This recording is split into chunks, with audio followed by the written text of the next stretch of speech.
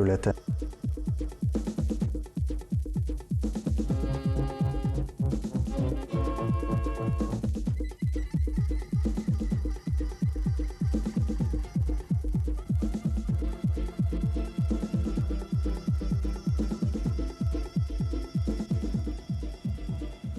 Hello everybody, this is English for You, the program that helps you improve your English. A very warm welcome. In the studio I have my lovely, enthusiastic, smiling Fazeha students, two lovely ladies from the 12th grade and two intelligent boys from the 9th grade. How's everybody doing? Kata? Fine, thank you. Brilliant. Andrew? Everything's great, thanks. Excellent. Martin? I'm well, thank you. Splendid. Victoria? I'm fine, thanks. Marvelous, marvelous. And today's special guest is Miss Nanditha Mitra from India. And Nanditha has been teaching English in Hungary for a couple of years now. Thank you very much for joining us. Hello, everybody. And I'm glad to be here. Thank you. Now, I'm looking at you and I can see your wonderful clothes. Then the only garment I can name in Indian or in English is the sari, which is a piece of light cloth wrapped gracefully around the body. And I consider this is not a sari. No, this is not a sari. Would you please come here next to me and would you please turn to the students Yes, and just show your beautiful clothes? So they are pretty old, I can say. This is the kameez. This is an Indian word, kameez, meaning shirt. This is the salwar, the trousers. And this is a waistcoat, choli or koti, we say. Say it again, please. Choli or koti. Right. And you have beautiful jewelry. Yes, this is handmade Indian jewelry, in case you're interested. Oh. You know, Indian jewelry is supposed to be very good. The handicraft is very good. And these are some Indian bangles. And that's about all. Thank you very much. Thank you. Do sit down, please. Yes, now, we're going to have a map on the projector. And the interesting thing is that it looks like the Hungarian map. A tricolor, red, white, and green, except for the wheel. Am I right? Yes, you're absolutely right, but it's not red, it's saffron. What is saffron? Saffron is a shade between orange and red. So it's a sort of deep orange. And what does it stand for? It stands for courage and sacrifice and renunciation. Good. And the white? White stands for truth and purity. Oh, how wonderful. And the green? Green, life, abundance, fertility. Excellent. And we have this wheel. Yes, the wheel symbolizes movement and progress, and it has 24 spokes. Right. Thank you very much. Now, a couple of days ago, I went to your apartment and I stole a couple of things. And I would like you to look at them and hold them up so that the cameras can see them. And obviously, your job is going to be to describe them, talk about the material, what they represent, anything that comes to your mind. Kata, would you hold this still? Sure. This is an elephant made of wood, I think, and it's a special kind of wood because it's very dark and it's light, and maybe his eyes are white, so it might be some kind of bone, maybe, I don't know, and it has very beautiful carving on it. And that's about it. Yeah. Thank you very much. Excellent. Very good. Right? Thank you. Yes, she's absolutely right. Right. So, Andrew, please. This is also an elephant. Well, a kind of mixture of an elephant and a person. Would you hold it still, please? Yeah. It is, and it's made of wood. So I think it was carved out of one piece of wood. And perhaps it's a mixture of Buddha and an elephant or something. Excellent. Thank you very much. Nanditha? Well, that's sandalwood, for your information. That's sandalwood, and this is supposed to be an Indian god, the elephant god, not Buddha. The elephant god, the name is Ganesh. Right. Thank you very much. And if I know where the wood is called sandalwood. Sandalwood. It has a special scent, I can say. Right. Okay. Martin, please. This is a small metal statue. Hold it still, will you? It's a central figure of the religion Buddhism, and it's in a sitting position, and Right. it's nicely carved. Yes? Yes? Yes. It's Buddha. Yes. Right. Very good. Thank you very much. And Victoria, please. Mine must be an Indian god too, but I don't know which one. The statue is made of brass, I think. It smells special. And, and he's in a strange position, standing on somebody. Really, I'm not sure if you can see that, but Or maybe on something. It looks like somebody? looks like somebody to me. Okay, thank you very much. So, Nanditha. Yes, this is the dancing Shiva. Nataraj is the Indian Right. word. And you're right, it's made of brass.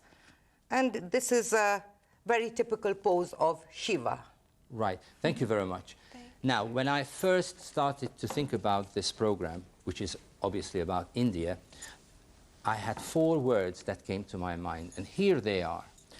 Would you be so kind as to read them out, please? Yes, Vishnu, Mahabharata, Kama Sutra, and Sanskrit. Right. Over to you guys. Anything that comes to your mind in connection with these words, I hope they ring a bell. Andrew? I think Vishnu is one of the main gods, I think, in part of the cycle of life. And I think he or she is the god or goddess who builds or destroys either. Excellent. I'm amazed. Victoria, please. Mahabharata and Ramayana are 2 Indian ancient stories. I'm not sure if Epics. it's epics, thanks. And this is the most ancient branch of literature, I think. That was first Well, they are created. semi-religion. They are religious epics. Right. They are. Anything about Kama Sutra? That's also very ancient, I think. Yes, and what is it about? I don't know. Love and Yes, love and procreation. sex. So absolutely love and sex. And the last one is Sanskrit. Over to you, Mark. It's the Indian writing, maybe. And writing and the Language. and the Language. language.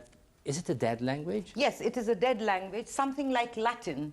Right. And a lot of Indian languages are derived from Sanskrit. Yeah, Indo-European languages. Yes, exactly. Derived from Sanskrit. Thank you very much. Do sit down, please.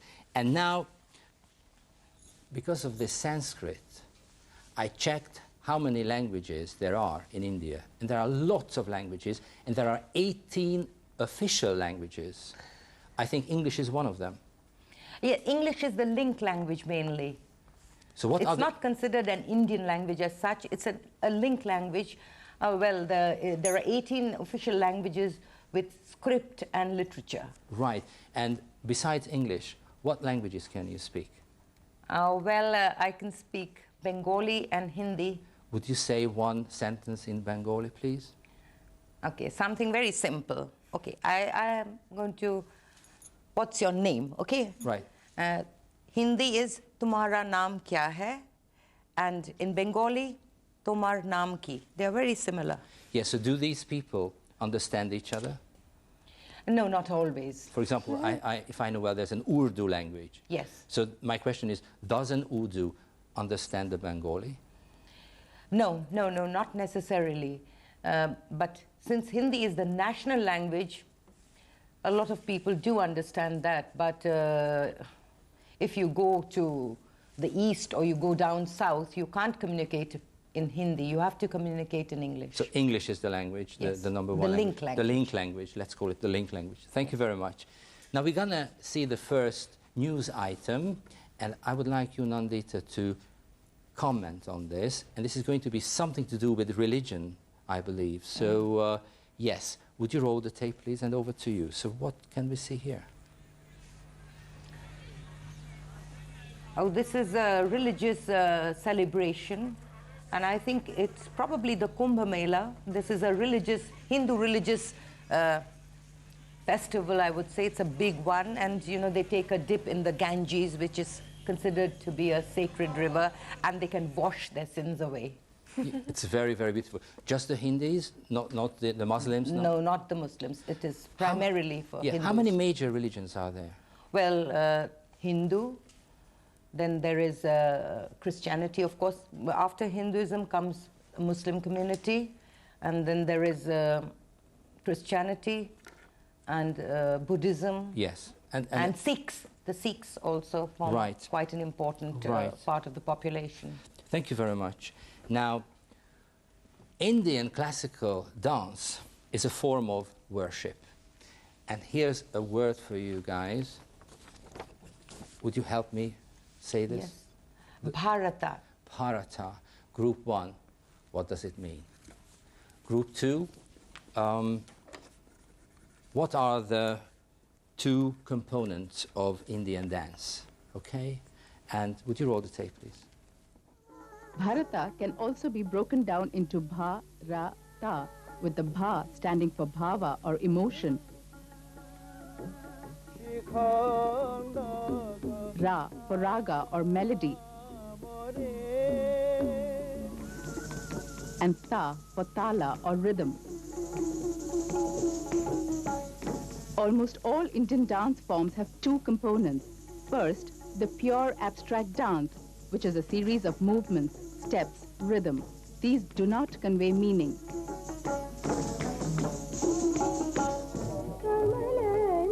And second, expressional dance or the portrayal of emotions during the enactment of a story, mostly mythological. Kata, please. Bharatiya. It's made of 3 words, and these 3 words are emotion, melody, and rhythm in Indian language.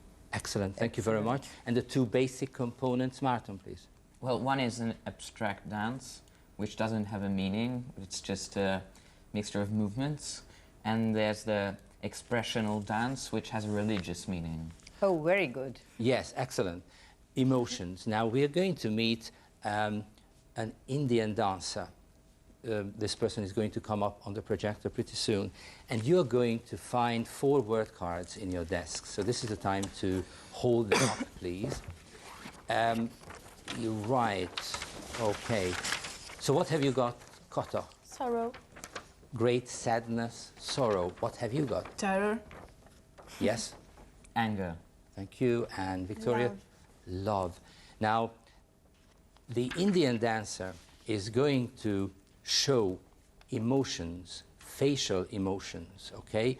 And your task is going to be to find out which emotion comes first. Is it going to be anger or love? Second, third, and fourth. So what we need is that bit. And would you roll the tape, please?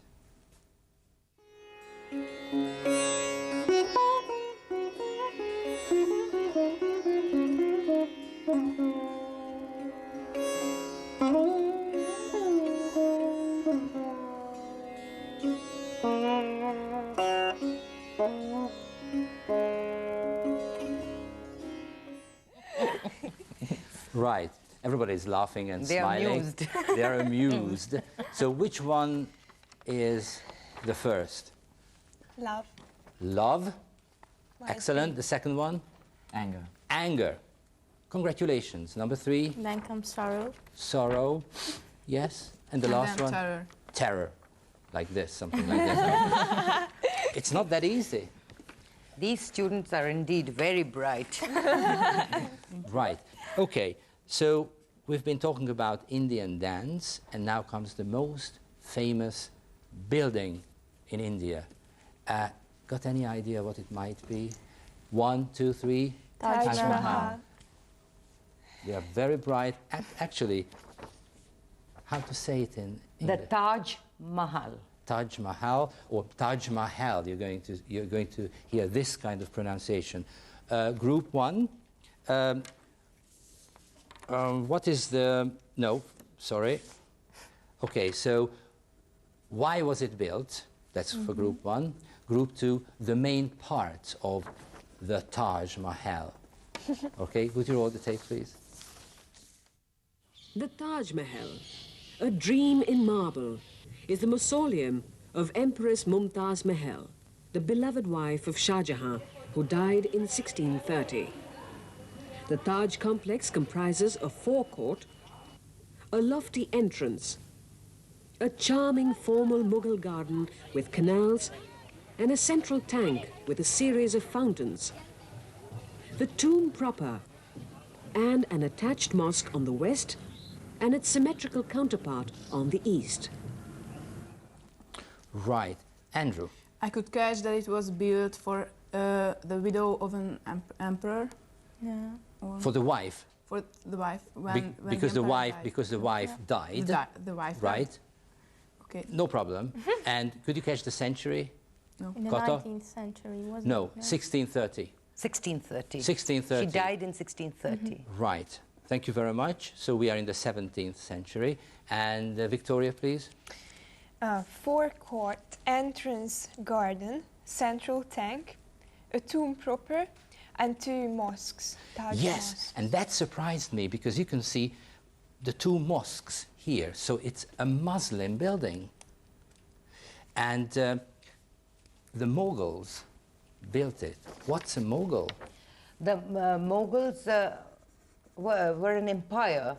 So the first Mughal ruler came into India and established his empire there, and then he was, of course, succeeded by his sons. And this was built by the art lover, Shah Jahan, in memory of his wife.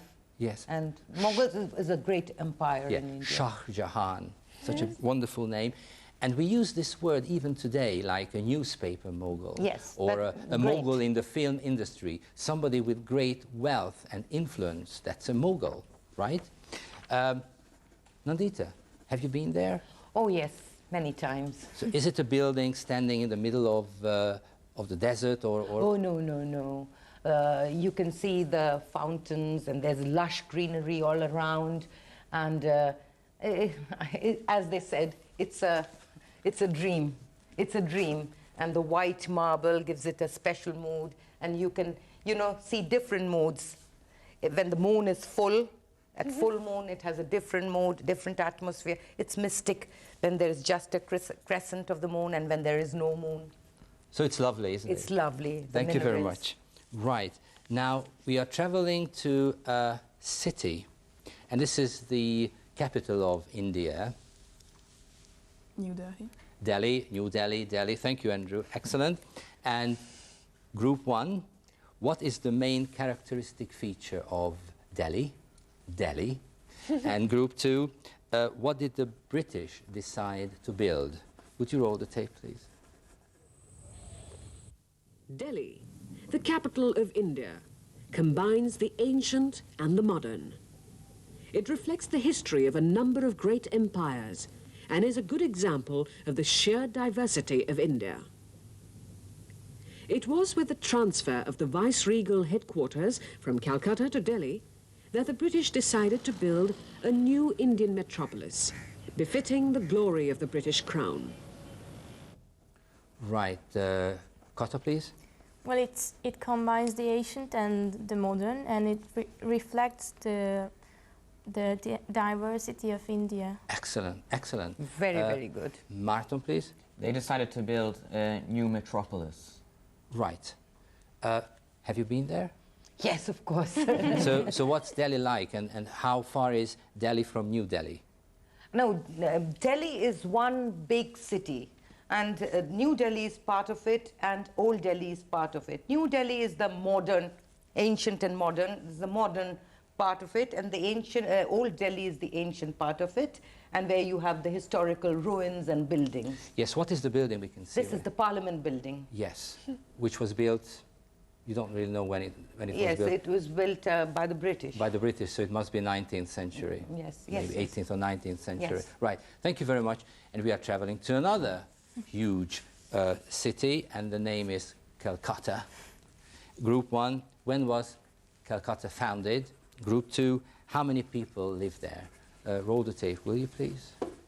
West Bengal, which stretches from the Himalayas to the Bay of Bengal. Its capital, Calcutta, was founded by Job Charnock of the East India Company on 24th of August 1690, and it became the headquarters of the British in India in 1773. On the eve of its 300th anniversary, Calcutta is the largest city in India, with a population of above 10 million. Right, Andrew, please. It was founded in 1690. I Right, think, that's on- the answer, yes. On the 24th of August. Excellent, thank you very much. And Victoria, please. Above 10 million people, so it's the largest city. Yes, and as many people as we have in Hungary, right? Been there? Oh, yes. Yes. So what kind of a city is it? Oh, it's a city which is pulsating with life, I can say. You know, Right. it has a special atmosphere, the good, the bad, and the ugly. But it's a large city and the intellectual center of the country. Right. And we can see a lovely This is building. Would you go Victoria- there and yes, show? This is the Victoria Memorial. This was built by the British in memory of Queen Victoria. Right. Marble? Yes. Right. Thank you very much. Not fully marble, but yes. Yes. Okay, good. Now, we are going to talk about the most well-known Indian who was assassinated in 1948, and he was both a spiritual and a political leader. Any ideas? Gandhi. Gandhi, right. And we are going to watch a clip from a film, and Gandhi is going to talk about, would you help me with this word? Satyagraha. Satyagraha. What is this? Would you roll the tape, please? Our demands are just. Therefore, our means must be truthful. Satyagraha is based on truth. And truth means that our actions cannot be violent. Violence only begets greater violence. It does not mean that we shall not undergo any suffering, because it is only through suffering that we can change the hearts and minds of those that oppress us. I ask each one of you to pray silently to God within yourself to give us strength to face the struggle ahead.